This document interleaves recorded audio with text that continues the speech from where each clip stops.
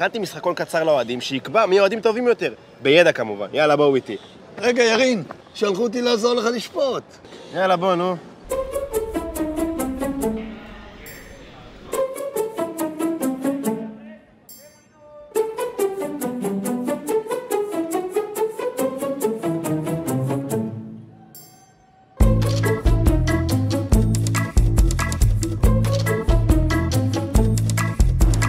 טוב, לפי האפליקציה של הרכבת היא מגיעה עוד 2 דקות. אוקיי, אז נמתין 2 דקות.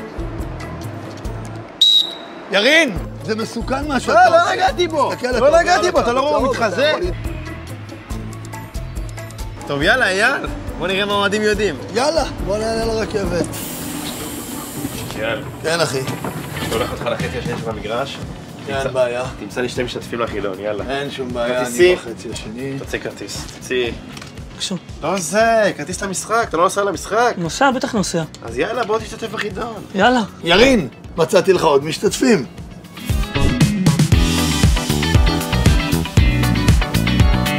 חבר'ה, אני הולך לשאול אתכם מספר שאלות שיקבעו מי אוהדים טובים יותר.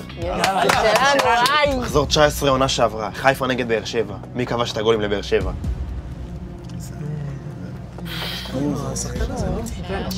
שפפר ולופס. כן! עולים רמה. מה הייתה תוצאת המשחק בין הקבוצות בעונת 2001-2002, מחזור ראשון? 2-1 לחיפה. כן! יאללה חבר'ה, יש לנו פה 1-1 בין הקבוצות. שאלה שלישית. עכשיו, תורי לראות מה הם יודעים.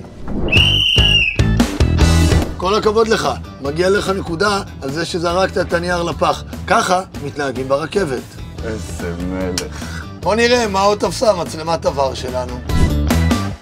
ככה צריך להתנהג ברכבת. מפני שיבה תקום.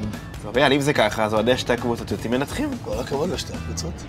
מידע מלא ניתן למצוא באתר האינטרנט ביישומון אנחנו